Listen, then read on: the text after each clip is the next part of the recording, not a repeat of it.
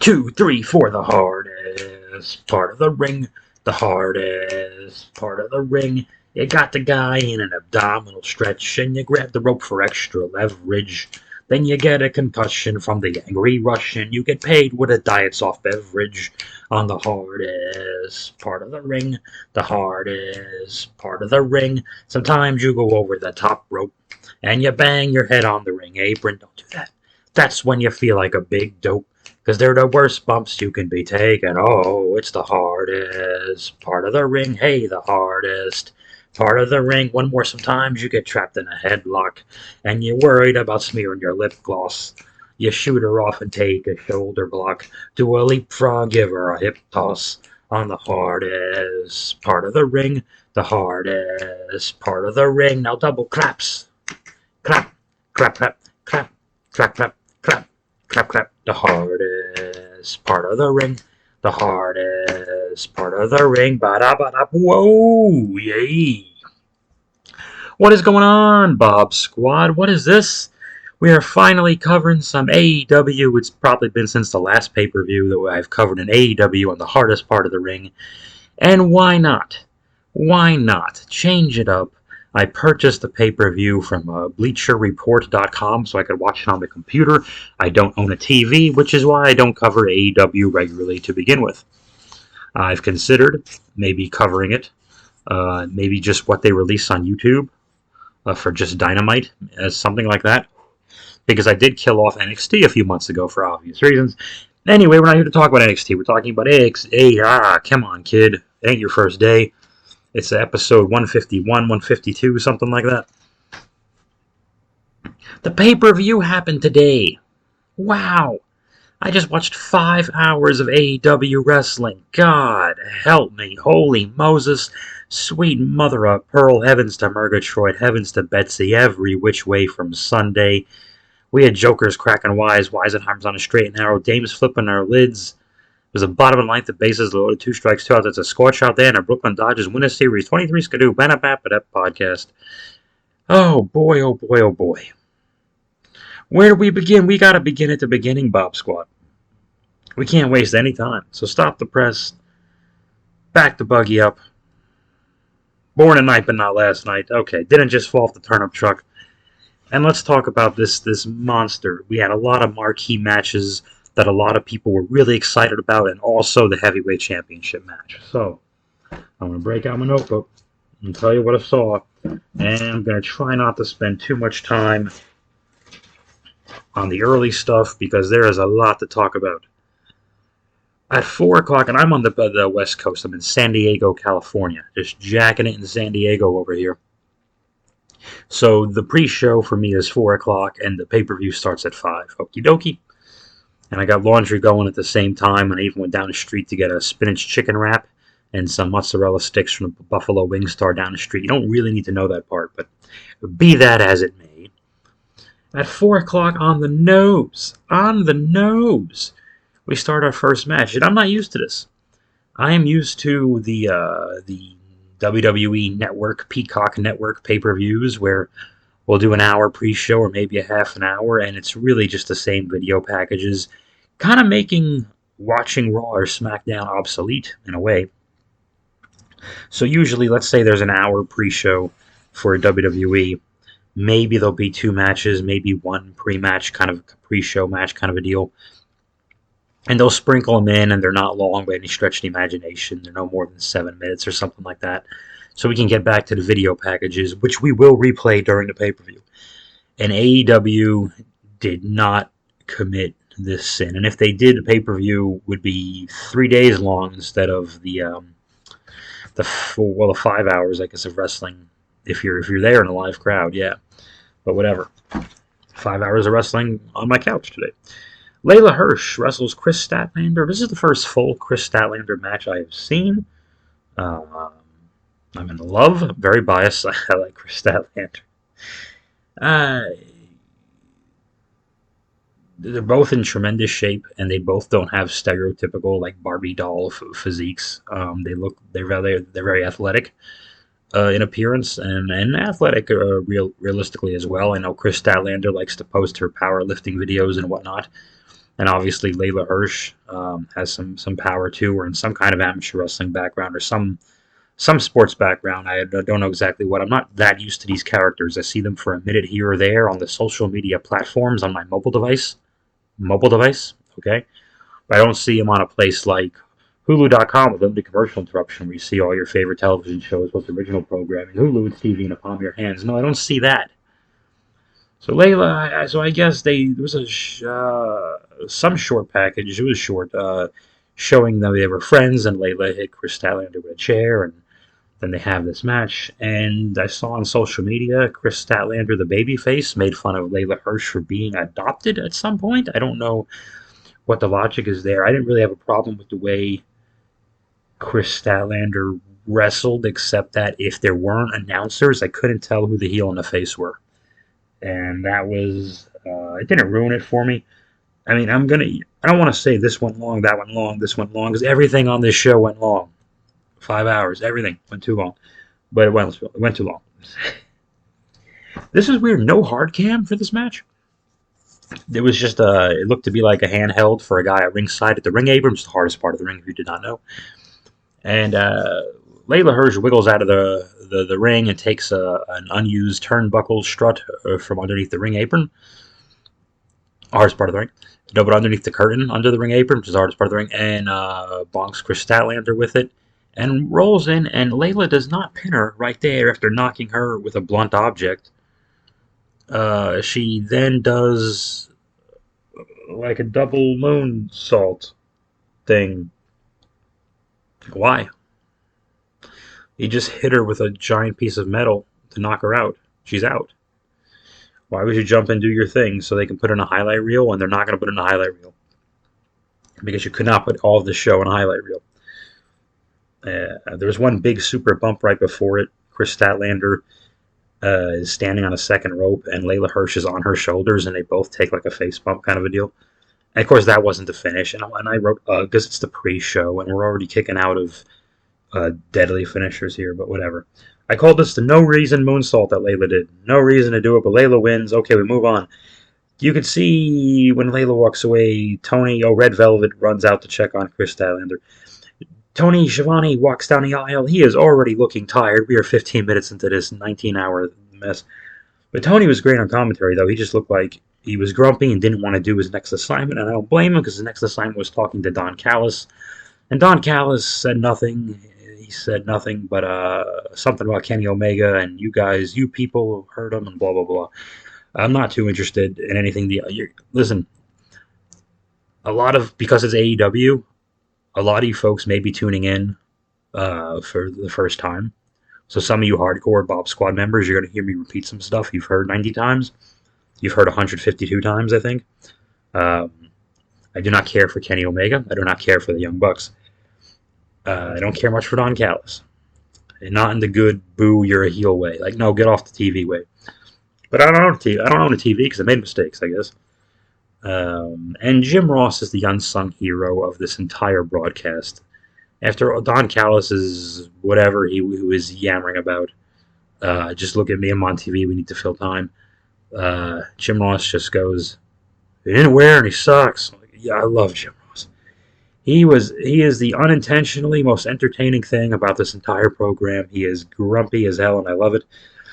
Hook wrestles, and he beats QT Marshall, and this is my first full QT Marshall match. Not counting, they had the Big Show Paul White beat him over to Summer in like 2 minutes. And, not to be a negative Nancy, because I'm going to say a lot of positive stuff today, but QT Marshall sucks. No, he does some basic stuff, and it looks like he drops guys safely. That's the only positive I can say about him. There's nothing else good about him. He cuts a promo complaining about Hook, and Hook's dad, Taz, is on commentary, of course, yada yada. Hook comes out. I had to watch this one on my on a much smaller screen on my mobile device because I was walking back and forth to get my sandwich. But not the best opponent for Hook. Not my favorite of these Hook matches he's been having. But he did away with him. Then he took like 2 or 3 bumps and he sold a bit. But he took out QT Marshall and choked him out with the move after QT went for like an up and over in a corner, but nobody was home. thinking Hook was going to follow him in. And that was that. They just had to get Hook on the show and beat somebody and end this going through the QT Marshall group. They just had to. I think they just had to be done with it and see what's next for Hook. What is next for Hook? I have no freaking idea. But it needed. I think it needed. It was the right time. So then there was this horrifically boring 6-man tag team match. The Dark Order with Malachi Black and his friends. I'm not interested in Brody King. And Bastard Pack has a silly name. Don't call it. You put the word bastard in your name, I can't take you seriously. I know he's a great wrestler. Bastard Pack's one of the good guys. I think Buddy Matthews, who was Buddy Murphy, was in this. Oh, the Eric Redbeard, the former Eric Rowan and Excalibur did slip up and say Rowan and then say, excuse me, Redbeard at one point. Whatever, it happens. I've 19 other problems with Excalibur. That wasn't one of them. Yeah, they had a really great match. They've had 500 times and it meant nothing, and no one's going to be talking about it. Everyone flipped and flopped around, and I think Eric Redbeard, who just debuted, got pinned, which doesn't mean much because he's one of like 5 people that debuted in the last 12 days. So, yeah, don't quite get the point of beating Redbeard. Redbeard couldn't have pinned. Well, Matthews just debuted too. I think we got a bit of a problem here. Who are the good guys? It was Redbeard, Bastard, and the demon Pentagon guy or whatever. Who could they have pinned? I don't know. That Brody King who just debuted like a couple of weeks ago too. Well, I forgot about him. That's 6 of them I was counting. I guess who the hell do you pin? You can't pin anyone because they all just debuted. So whatever. We pinned the guy who most recently debuted. I guess I'd have pinned Brody King and then called it a day. Okay, so that was the pre-show. Wow, it took me way too long to get to the pre-show. I'm sorry. I'm going to get some water. I want to stay hydrated to prevent fatigue and headaches. I am talking a little quieter, too. It is a little bit late. I have neighbors and whatnot. I am the only one of my surrounding neighbors who decides to not make noise late at night and be considerate. I don't know why. Why am I not? I should just be yelling. I should just be screaming. We start the pay-per-view. JR is hilarious again. Man, he already wants to go home. He's been out there at 4:58, so 2 minutes to showtime. They introduce him. He gets his own music. I think it's great. It's deserved. And they go on the air. And welcome to AEW Revolution. We are live at... Where are we, Tony? It's already done. And Tony told them they were in Orlando, Florida. And Tony and JR are so much fun because they are 2 old men having different levels of fun with this. And then Excalibur is there. First, we have Chris Jericho enter, and all these slovenly, disgusting, ugly, and out-of-shape fat people are singing the words to Jericho's song, and you just want to put them all out of their misery. They're just gross. They're just gross, and Jericho's soaking it in, and he wrestles Eddie Kingston, and Eddie Kingston did the Eddie Kingston match. Eddie Kingston is one of those promos. I love his promos. His promos get me so amped up for his match. And his matches, I don't hate them. Maybe they're just not for me. But this was one of the better pro wrestling matches on the show, and it's going to be forgotten because there's 4.5 hours of show after it with everything under the sun done. So I'm not trying to discredit both these guys, but I'm just saying it's not going to, I don't think historically it's going to hold up at all. Eddie at one point takes the straps down from his singlet, and I immediately missed Eddie's straps. We could have used them back quickly. Oh, he didn't look good. And I know he's an underdog. He's an average Joe. He's this, that, and the other thing. But there's dust on my computer. Still, yikes. I mean, Jericho looked better than him. Jericho's looking in better shape now than in recent months. Well, they chop each other to death. Chops. And Eddie Kingston...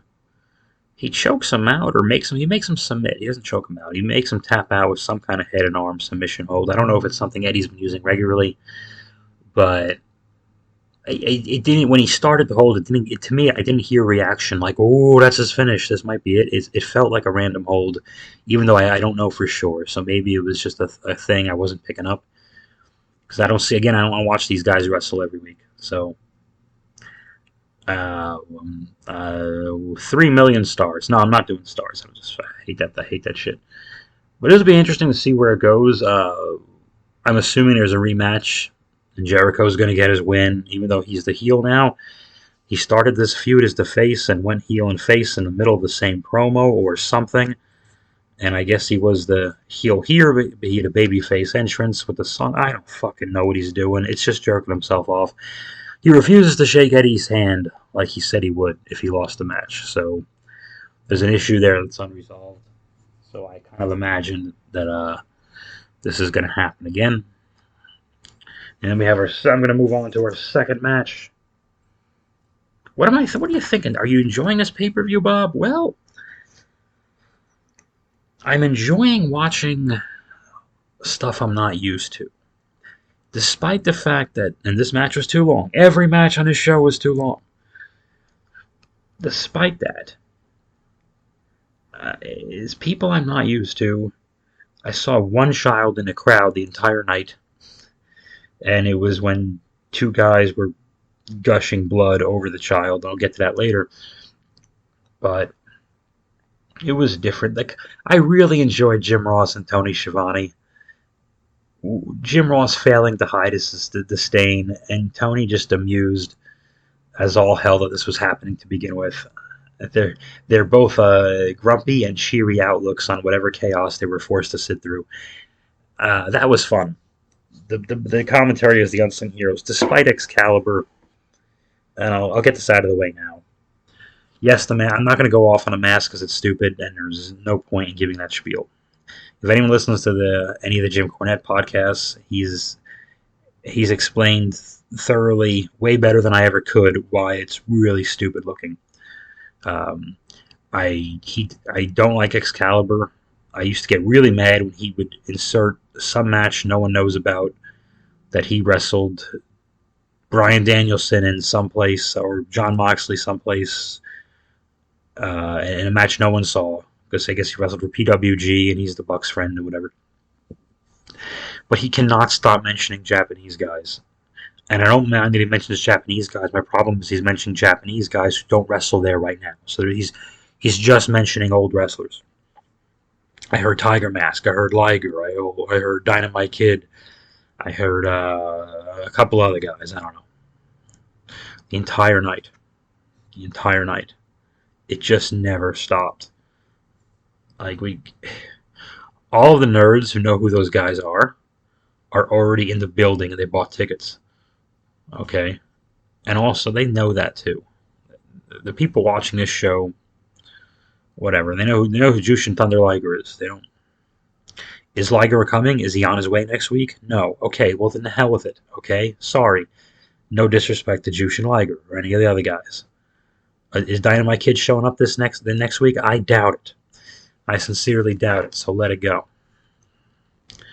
Okay? I think Excalibur is in there to be the only one of the three who might actually give a shit. But he's the dumbest guy. Let's move on, Bob. This is going on way too heavy. Oh, the Young Bucks are next. Oh, joy. It's a three-way tag. Young Bucks versus the Red Dragon guys versus the tag team champions, Jungle Boy and Luchasaurus. It's a Young Bucks match. It's 20 minutes of flipping and super kicks, and they did their match to exhaust you for the match that was after it. The Bucks do take the pin here, so I wonder what political thing is coming next where they look undeniably awesome or some huge favor is done for them. It's just a thing you have to do on the show. It's like, there were a couple of WrestleManias in a row in the last few years, maybe not this year, the last couple of years where we just had to do a Shane McMahon match, and it's just some obligatory part of the show, and no one knows why because we don't want to see it. But Shane had to wrestle Braun Strowman in a cage last year, and he wrestled a couple of years before that. It was Undertaker and AJ and Miz and the tag team with Daniel Bryan. That's a handful. That's enough of them. Yeah, we had to have a Shane McMahon thing every year, and no one asked for any of them. But that's what the Young Bucks matches have become.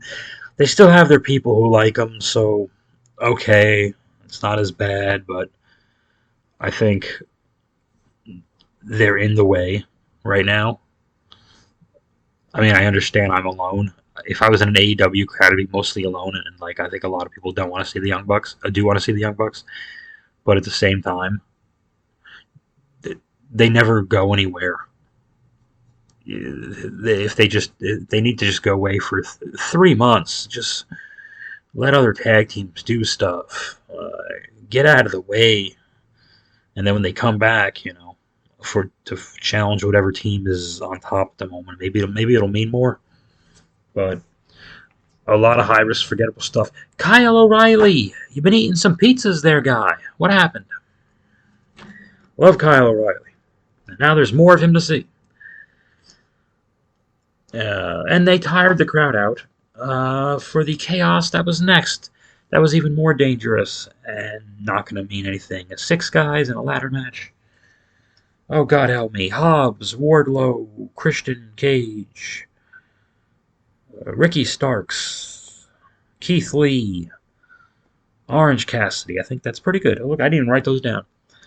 Uh, Orange Cassidy with the hands in his pockets and legendary people like Christian dealing with this. I'm not going to bother complaining about it because it's already been complained about again. But at the same time, I'm going to stick up for Cassidy here. Keith Lee gives Orange Cassidy this be all over the top with Christian and Ricky. I think they're the ones who were supposed to catch him, right? Okay, not the end. Not a big. Not it is a big deal. I don't want to say not a big deal, but Keith Lee throws Cassidy so hard and so far that Cassidy overshoots and does a colossal somersault bump. Those guys didn't, and it's not. I'm not blaming those 2 guys. They didn't catch him. They couldn't have caught him because they're not 9 feet tall. Okay. They did the thing where they stick their hands out and kind of just fall with them, but it doesn't mean anything. I'm sure Cassidy jumped too and put some effort into it, but Keith knows he's freakishly strong. And he sees where the 2 guys are. Even if I don't like the guy, I felt that it looked to me like his health was badly disregarded and mistreated. If I don't like a wrestler and I was in charge of a wrestling company, I wouldn't book him. But I wouldn't hurt them, okay? And I just thought it was irresponsible to do the guy. Just because, and certain big guys have issues, or not issues, they have trouble understanding that small guys on a roster are still guys on a roster. Not everyone isn't a piece of meat to make you look good. A lot of guys are pieces of meat to make you look good, but they are humans. And I didn't really care for that. I'm going to nitpick it a little bit. They started off with, okay, the 3 big guys cleared out the 3 average to small guys. And then Cassidy was the first one to get in there with him and do his pockets thing and kick him in the shins real lightly and do this silly gimmick. But the thing is, right before that big hip toss spot I just talked about, they kind of just redid that spot. The 3 big guys stared off and Cassidy got in. Like, okay. Odd. Wardlow wins the thing, which is great.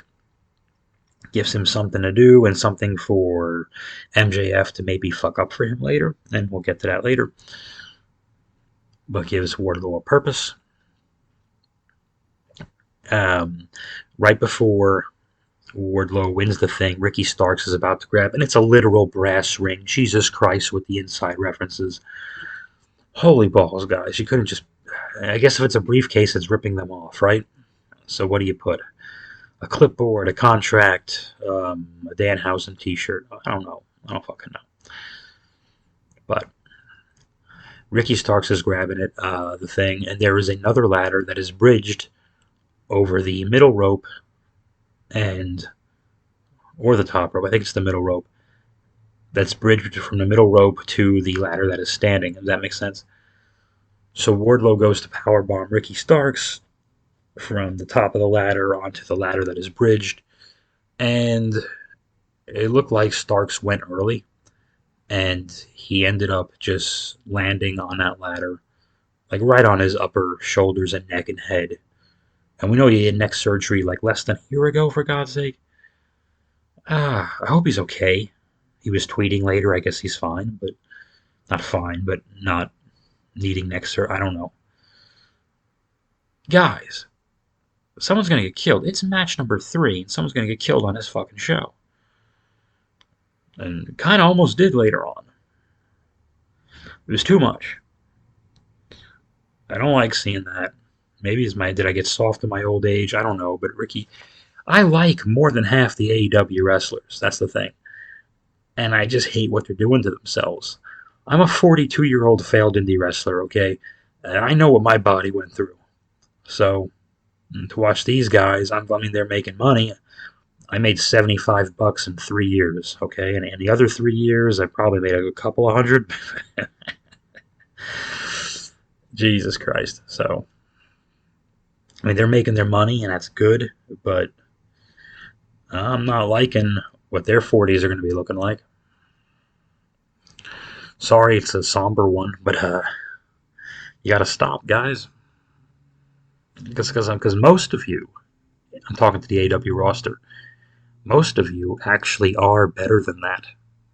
Okay? This isn't random guy shitting on you. This is random guy going, you're better than that. You don't need to. You're not shitting. I'm not shitting on you. I'm saying you are good enough to not need to. Okay? Treat yourself like it. That's what I'm saying to you. Oh, MJF wins. Very good. Jade, this is my first full Jade Cargill match. I don't think her matches need to be long, nor do I think they need to be televised. Ty Conte comes to the ring. She is so much fun to watch. I know she's an incredibly hot lady and blah, blah, blah, but she's just got those crazy eyes and that legit crazy face. And she comes out, and I think the probably 9 or 10-year-old by now, the Brody Lee's son, the kid is in a mask. And they have a special handshake, and she hugs him and everything. He just comes out to the entranceway and goes back. And I'm laughing because I'm like, by the time he's 12, 13, it's going to be kind of different and weird when Ty Conte is still hung in this adolescent who is going to have his first boner on television. Bob, why did you say that? Because if I were on TV hugging Ty Conte, I'd have my first boner on TV as well. Not my first boner, but my first televised one. The boner will be televised. If I remember, I'm going to put that in the title of this. Okay, no you're not. You're not going to remember that for shit. That's funny, though. Oh, God. I'm assuming this is the best match Jade Cargill's ever had, because I didn't see any visible, horrible clips of her like I have online of her disasters.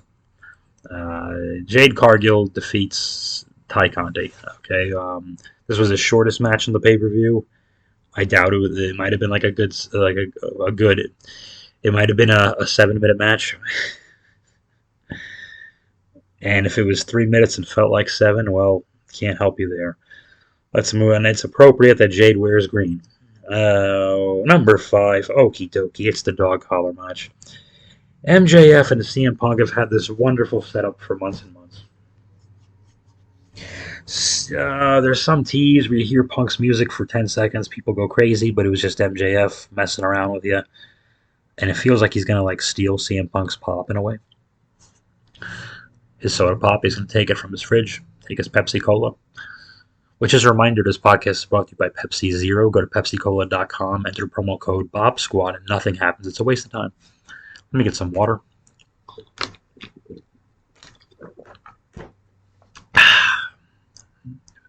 Pepsi Zero sponsored me. I'd be drinking that. This was disgusting. Okay. Listen, I think CM Punk is a great psychologist. Oh, CM Punk does I guess it was his old ROH entrance. I had no fucking idea. But a lot of people got the warm and fuzzies from it, so good, okay? I'm not so old, or I am so old. I'm not so out of touch and delusional to think that if I don't get it, nobody else gets it.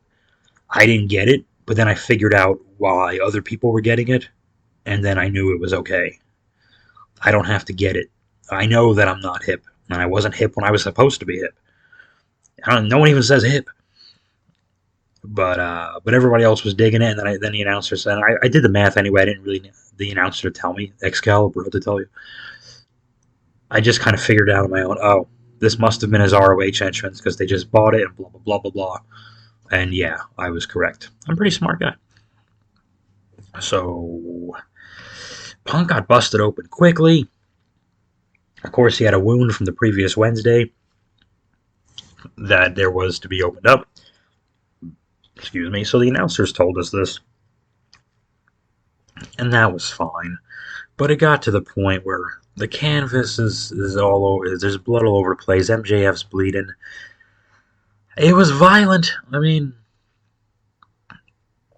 Punk is still a really tough guy. This could have been a 15-minute show. I don't know how long this thing must have been a half an hour, bell to bell, and it could have been 15 minutes shorter. They're whipping each other with the chain, and you're seeing the welts, and it's good to see the realism and everything else. And they were telling a story of two guys who hate each other. And this time, unlike their televised match, they're not trying to win the entire time. Now they're trying to hurt each other, which is okay. Because for this scenario, it makes sense. And then this would be followed by a match with the exact same story for the match anyway. Blah, blah, blah. They brought it to stupid thumbtacks. I just kind of... The thumbtacks were like a shit stain on the underwear of this match. Like, it was fine for what it was. And then we didn't need the tacks. MJF does a superplex to CM Punk, but they kind of missed the tacks because I don't know how strong MJF thought he was or how far thought Punk would fly. So Punk just kind of gets some of his butt and his feet, and I counted 3 tacks in his back and 1 on his elbow. Not that doesn't suck, but it just kind of was like that. I know it's not what they were going for. Punk brought out the old Anaconda Vice submission. And Punk does hit the go to sleep on Maxwell. And then Wardlow comes, but Punk, of course, can't capitalize his pinfall submissions. Wardlow comes to the ring. He is already showered and clean and in a suit. That was fast. He doesn't just clean up nice. Wardlow cleans up fast. I think it was the previous match. And again, all these matches were long as fuck. So, yeah, but no. But he still would have had a half an hour to be ready at Gorilla. Like, that was like a lot. Anyway, Wardlow does the thing. He's about to give the ring to MJF, but he acts like he forgot it. And MJF, of course, says the classic, "You had one job, and this is not the time to be using memes when you're dripping in blood in a deadly match with thumbtacks and a big chain."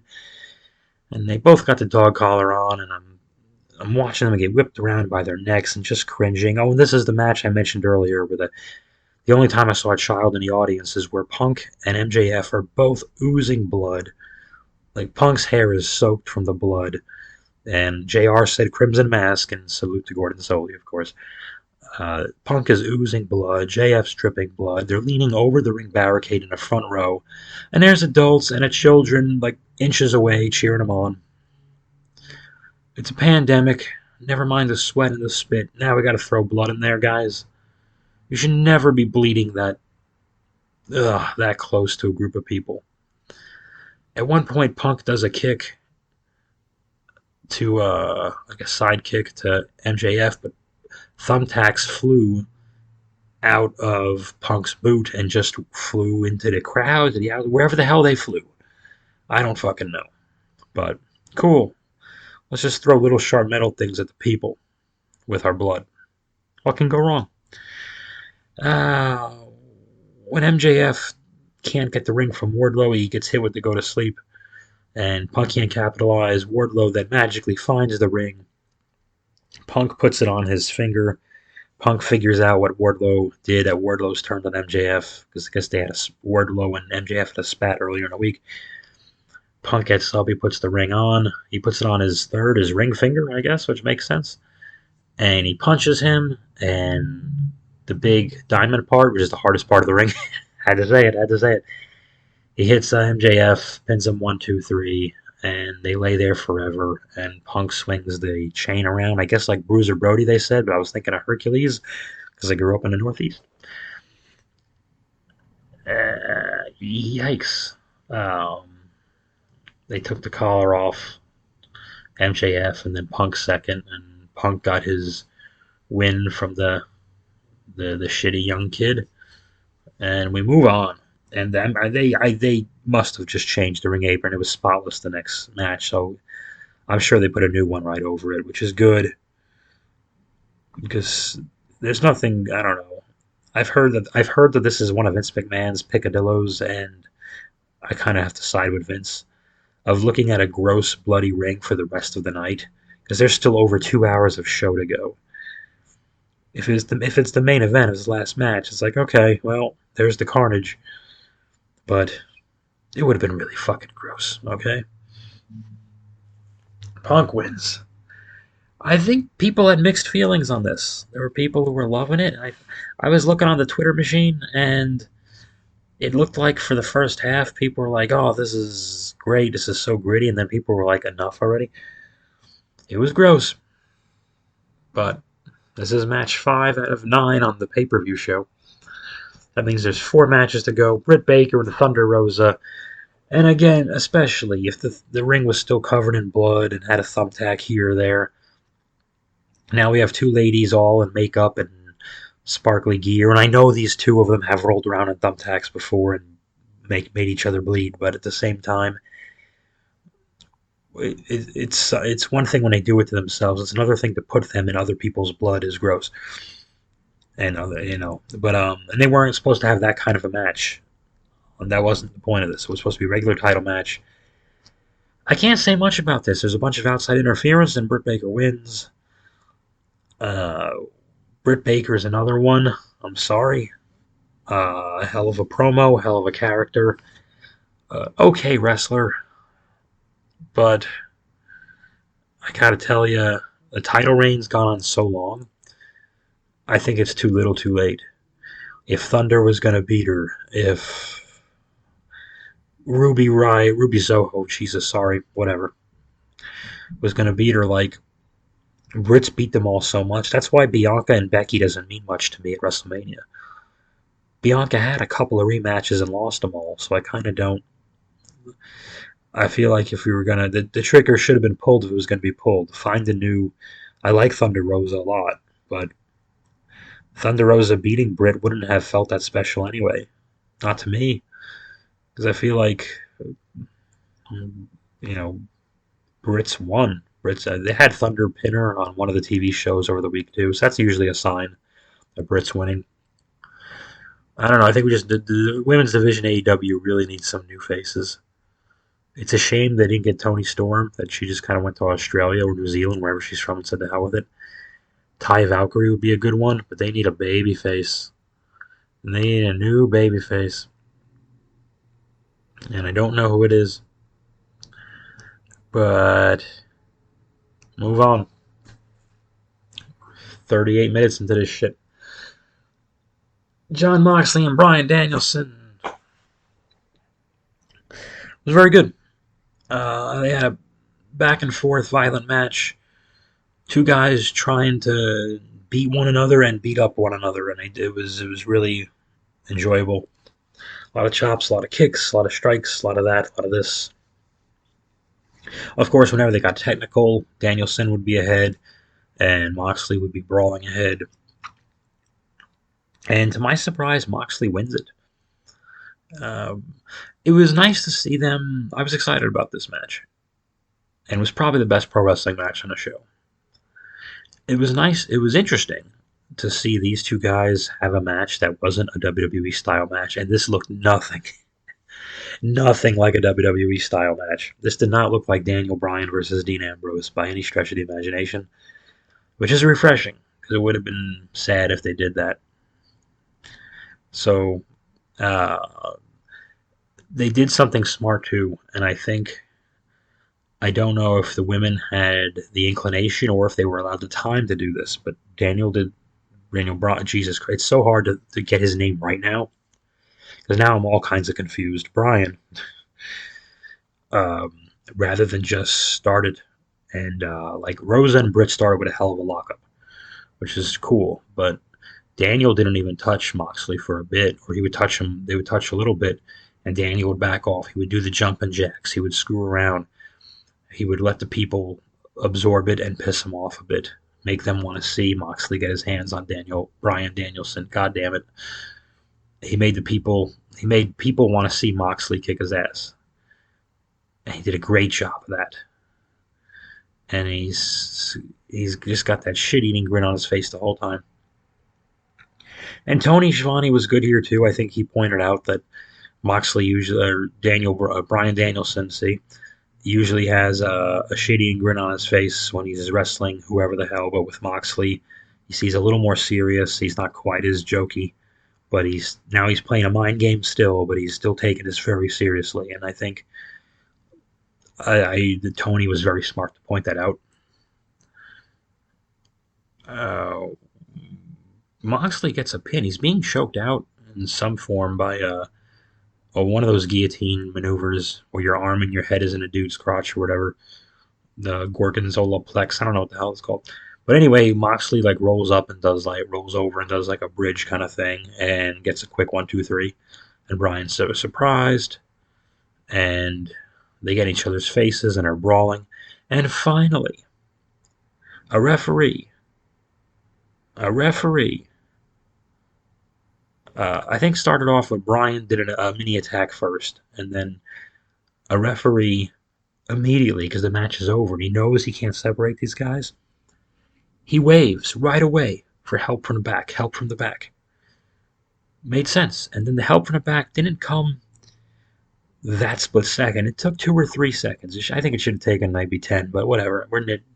That's a nitpick, but the idea is that the referee knew he can't contain this trouble and he called for help, and then the help came pretty quickly. Cool. Yes, made sense. Nothing like the ridiculous Damian turns heel on Finn and Edge turns heel on AJ back to back with no friends helping anybody ever, which was the week before. That happened 6 days ago at the time of this recording. Okay. So I appreciated that. The same way you notice when Punk interrupts someone, when Punk does a run-in, if you interrupt someone, your music is fine. When Punk does a run-in, there's no music. Because why would you have it? It's been dumb for years. Not just done for years. It's been dumb for years. So I like that kind of stuff. It helps the show. I don't care when people go, well, it's just wrestling, or that's old wrestling bullshit. Yeah, old wrestling bullshit is the reason you still have a product to watch, you assholes. So you might as well respect it, because you would have nothing to goof on without it. And old wrestling bullshit mentality is actually what old wrestling. That's what made the money and the stuff exist for you to watch in the first place. Anyway, William Regal shows up. I don't know. Wow. Very cool. Great reaction. Everybody was happy. This is a debut that I don't mind because he's clearly not there to be an active competitor. I doubt it. I hope he's some kind of trainer or advisor or counsel or whatever the hell. He's some type of, he's that guy. And he separates Moxley and Bryan. Moxley and Bryan, they didn't take any shot at William Regal. They were pissed off, but they both respected him. And Regal even got nose to nose with Moxley, who's covered in blood, which means that now William Regal has blood on his face, and it made it look stupid. I thought it looked. William Regal in his suit, even when he's outraged, there's a certain class that goes with William Regal, and for him to just have someone else's blood just on his head and nose, it just looked. Ugh, I didn't really care for it. But whatever. He made them shake hands like he's their dad, and I loved it. I totally loved it. And they didn't hang their heads low like they were children. I mean, I don't think he emasculated them in any stretch of the imagination. They were like, yeah, Regal says, and we do, and we'll just. They didn't grovel at his feet and cry and beg for his forgiveness. They just went, okay, and and Bryan got pissed off and left first, and people went nuts for William Regal. That was nice. It was a good moment. But in addition to Regal, if we're not counting Regal, in the last 3 weeks, we've had Keith Lee, Brody King, my good friend Danhausen. Oh, I forgot to mention him. I want to go back because I love Danhausen. Regal, Keith, Brody, Danhausen, Buddy Matthews, Eric Redbeard, and later Shane Swerve Scott. That's 7. That's 7 debuts. Am I missing anyone? Probably, and that's the problem. 7 debuts in a month. What the fuck? Do I need to explain? No, I don't. God help us, there's 2 matches left.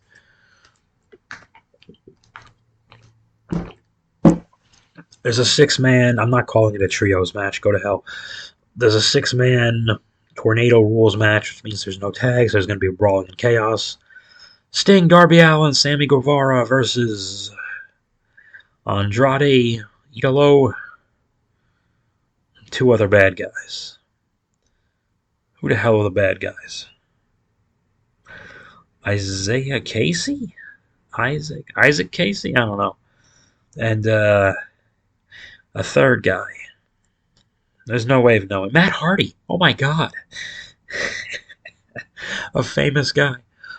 Holy balls. Yeah, I don't know. Anyway, they brawl all over the place for way too long, and it's really dangerous. And Sammy grabs the Isaac Casey, whatever guy, and Sammy does a Spanish fly where Sammy does a backflip and the other guy does a somersault, and they crash through 2 tables off of this big stage platform thing, and you think that's the craziest, dumbest thing you're going to see in the entire match, and it isn't. Because Sting, at 62 years old, jumps off a balcony and crashes through Andrade, Idolo. There's actually 4 tables, and they crash through 2 of them, I think, or something like that. It's one of those setups. I think it's 2 tables on top of 2 tables, if that makes sense. So Sting's fucking crazy.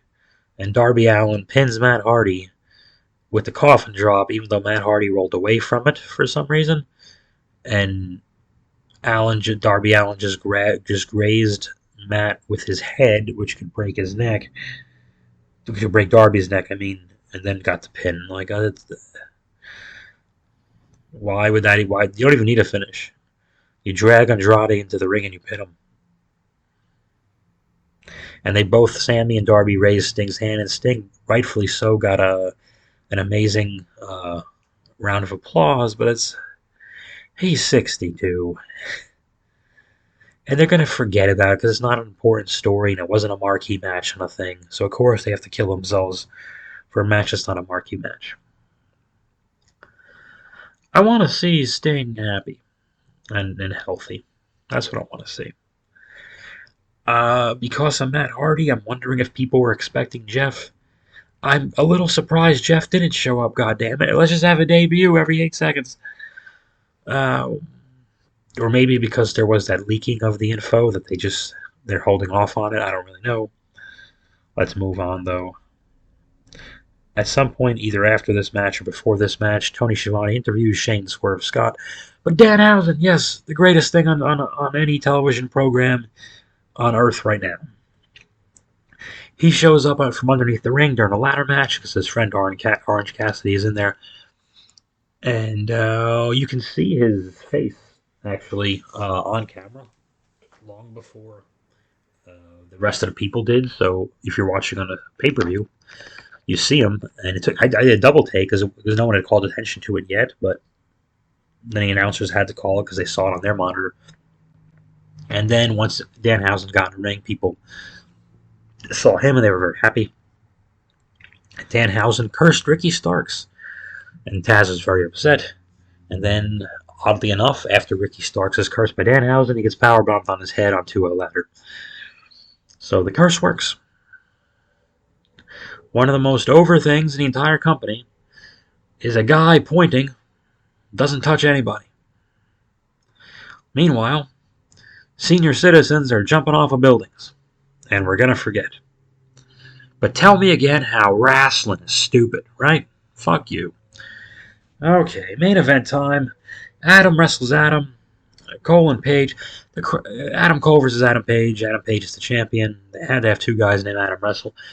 The crowd beat the joke to death. There was a "Let's go Adam, Adam sucks" chant. There was a couple of others I can't think of at the moment. But they were having a lot of fun with that, and it got unfunny and old quickly, but I think it had to be addressed, so maybe it's for the better. But this is a big, long match. This is the closest to one of Adam Cole's more exciting NXT matches that he's had since he's been in AEW. And a million false finishes and yada yada yada, but it's definitely an edge of your seat type of thing. You never, even though there's a million false finishes, you never really know which one is the end. But you kind of know what's coming. It's a lot. There's so many moves. He does the Panama Sunrise or whatever it's called. The make the guy pile drive himself with a backflip thing from the ring apron. It's the hardest part of the ring. Cole's two friends, the Red Dragon guys, Kyle O'Reilly and Bobby Fish, try to interfere. Within the Dark Order, since there's 9 of them, they chase off those two, and it's even a lot of back and forth. And Adam Page, keep in mind, we've seen guys with dog collars bleed buckets, crash through ladders, get Keith Lee and I think Hobbs got knocked off another platform in front of the announcers through tables. So many tables and chairs and thumbtacks and dog collars and guys flipping and flying, bleeding buckets, doing crazy shit. And I'm supposed to believe that the clean and pretty cowboy with blue eyes and blonde hair, the cowboy from Virginia, there's no cowboys in Virginia, with multicolored frilly tassels on his pants, he's the champion of all these guys. He's the guy. Eddie Kingston and Jericho chop each other like hamburger meat. Moxley and Bryan pummel each other with just their fist, feet, and elbows and knees or whatever. But the frilly tassel, multicolored cowboy guy, who looks more like a pop country singer than a cowboy, is the champion of all these guys. And he's a back and forth with a little guy who got skinny and fat at the same time. But it was a very good match. Adam Page eventually does win the thing. A million false finishes. Page does Cole's own finish, and then Page does Page's own finish. For the 1, 2, 3, no big attacks, no more surprises, debuts. The babyface won. People are happy. Roll credits. Thank you. They go off the air. Jim Ross seemed to be keeping a tally of how many matches were left. And when it's time to go home, like verbally. He would always tell you, and we've still got some more. There's a little more to go. Not too much more left. And this is the last match. And this last match can't go on forever. He was really... God damn it, he had one foot out the door.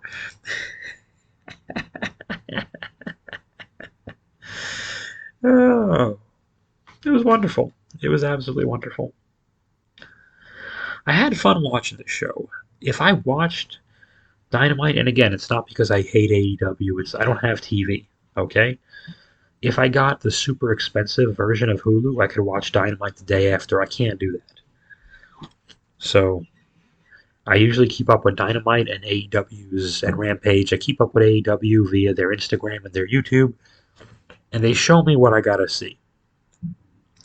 Unfortunately, when you have something on TV that's special, like the 1-hour Raw match with Bryan Danielson and Adam Page, I don't get to see that stuff. I get to see chunks of it. Too bad. It sucks, but I've gotten over it. And I see the pay-per-view, and I kind of know what they're up to. And I keep tabs, so that's that. Yes, I will buy the next AEW pay-per-view. Because they only do one like every 3 months or 4 months or something. It's plenty of time to miss it. Because with the network on Peacock, you don't buy pay-per-views. Everything's free, so... Do I take that for granted? Probably. Would I also pay for it to watch it? No, I'd go without. If WrestleMania cost me $70 to watch this year, I would not watch WrestleMania. That would be that. It's essentially free. The Peacock Network is $5 a month. Since it's free, we'll just call it free. I mean, come on now. I'll just watch it. Basically, I've paid $5 to watch WrestleMania. Not a big deal. And it's 2 nights. Oh, God help me. God help me. But, moving on. I thank you. If this was your first time joining me in Hardest Part of the Ring, sorry it wasn't as amusing as I think it usually is with Raw, since I watch it every week. I watch the Hulu version of Raw, and because I know the show so well, it's usually 25 to 30 minutes long only, and I have a bunch of jokes and bits and everything that go with it. I'm seeing a lot of this at full length for the first time, and I'm just soaking it in. So bear with me. It was not as amusing. This was more a recap with some opinions than the usual hardest part of the ring silliness. And sometimes I even do different verses to the theme song. On the hardest part of the ring, the hardest part of the ring. Sometimes you reach out for the hot tag and you go ahead and make your own comeback. That's when you should quit wrestling and you're better off rolling a thumbtacks. AEW, the hardest part of the ring. Hey, the hardest part of the ring. Bada bada.